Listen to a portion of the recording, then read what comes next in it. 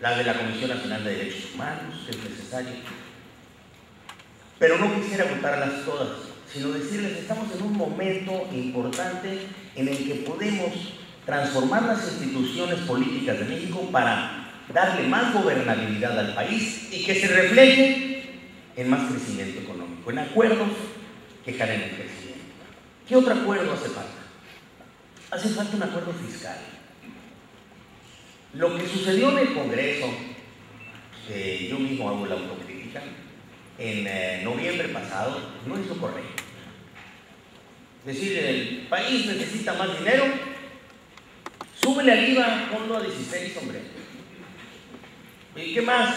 Propuesta del gobierno.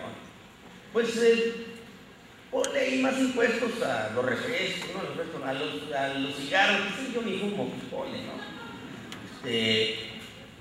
Como si no tuviéramos que vigilar en ese tema, que ese producto no vaya a resultar más caro que en otros lugares, porque lo saca de competencia, pero adicionalmente empieza a entrar a una serie de mercancía adulterada que hace mucho daño a la salud. Pero pues ponle más a la cerveza, hombre. Pues, ya, tal borracho. Y ponle más pues, también ahí a los depósitos en efectivo. ¿Cuánto son 2%? Pues ponle 3. Y ponle más. Y al rato se volvió una feria de ponle más, pero no se armó un verdadero entramado fiscal que permita que la base gravable se amplíe, que más gente colabore pagando sus impuestos, que veamos cómo sacamos la informalidad de la calle y la metemos a la formalidad del sistema. Y eso lo tenemos que hacer. Pero como dijimos al inicio, el espíritu no debe ser recaudador, aunque se logre el propósito de incrementar las arcas. El espíritu debe ser facilitador para que la economía real, que no es la que tiene el gobierno, sino la que tienen los sectores productivos, avance. El gobierno solamente puede impactar en el pastel una cuarta parte de los detonantes de la economía. Las otras 3/4 partes las hacen ustedes, las hacen los sectores productivos, aquellos que realmente generan el empleo que da crecimiento económico. Por eso el gobierno debe gastar bien, sabedor que solamente logra una cuarta parte, pero también debe facilitar a los otros 3/4 partes que salgan adelante. Por ello pensamos que vale la pena que revisemos, es una propuesta que estamos estudiando el PRI en el Senado, ojo, porque luego se dice el PRI está pensando, yo no soy el PRI en sí mismo, el PRI son muchos, como el PAN son muchos, y el PRD son muchos. Decir que hablamos por todos no es lo correcto. Los senadores no pueden decir, los senadores que hablan por todo el PRI, ni los diputados pueden decir que hablan por todo el PRI. O sea, al final de cuentas hablan por una fuerza que representa el PRI ahí. Y los del PAN también no pueden decir aquí hablamos todos los del PAN. Tendrían que, y los del PRD lo mismo. Pero los senadores del PRI sí estamos pensando que el impuesto al valor agregado no debe ser 16. Es una locura. El impuesto al valor agregado debe ser, ¿por qué no? Nosotros decimos, si tenemos las corridas, debe ser del 12%. Tiene que bajar, pero que todos paguemos, Ojo, ahí sí es importante bajarlo, pero todos pagamos. Entonces tenemos que generar un sistema como ese. Y debe haber una canasta básica de alimentos y un cuadro básico de medicamentos que abarque sin IVA a los 4 deciles menores de México. ¿Qué quiere decir eso? A los de menos ingresos. ¿Qué consumen los que solamente tienen ingresos de 4 deciles? Que es el 40% de la población, es mucho. Pues consumen 12 alimentos básicos. Esos no deben de tener IVA. Y consumen 10 medicamentos básicos, porque el 90% de los cuadros médicos se encuentran ya en la seguridad social, en otro 10%.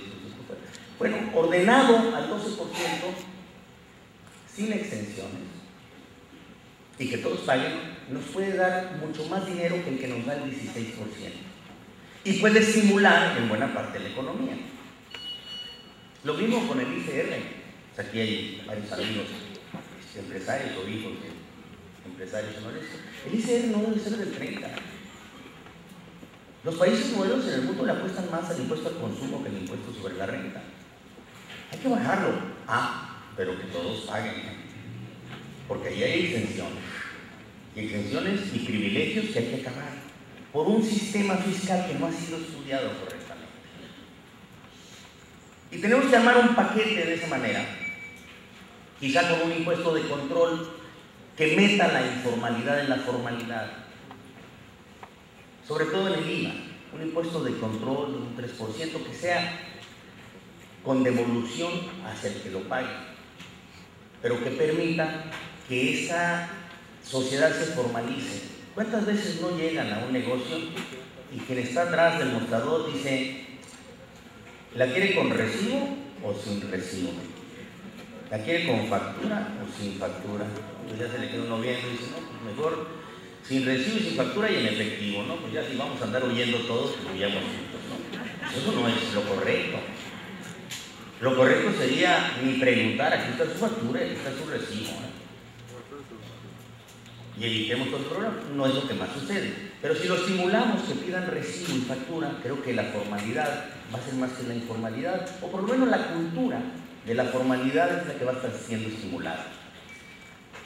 Creemos en eso, como también creemos que es necesario revisar el gasto del gobierno. Eso lo tiene que hacer la Cámara de Diputados. No obstante, nosotros al revisar la ley de ingresos también lo procuraremos. ¿Por qué hay que revisar el gasto? Lo que menos falta le ha hecho a este país, dijimos hace un momento, es dinero. En los últimos 10 años, los ingresos extrapresupuestales han sido mayores a un punto del Producto Interno Bruto, quiere decir 100,000 millones de pesos. 100,000 millones de pesos extrapresupuestales anualmente. ¿Qué presupuesto tiene usted aquí? 2,000. Entonces son muchas cientos, decenas de veces más del presupuesto. 100,000 millones de ingresos extrapresupuestales. Y no crecemos. Algo está pasando. ¿De dónde se aplica ese dinero? Se aplica en estimular el crecimiento económico, en facilitar a los empresarios o a los sectores productivos su actividad, en generar más infraestructura, una velocidad impresionante. No, se aplica en gasto corriente. Estamos hablando que entonces en 10 años, si son 100,000, pues tuvimos 1 billón. 1 billón de pesos extrapresupuestales producto de los precios del petróleo, de la extracción del petróleo y de algunas otras circunstancias que no estaban en el presupuesto y que no los vemos que hayan impactado en el crecimiento económico de México. Hay que revisar el gasto y decirle al gobierno, oye, si tú quieres que revisemos la parte fiscal, pues revisemos también el tema del gasto y juntos creo que vamos a ir en la ruta correcta.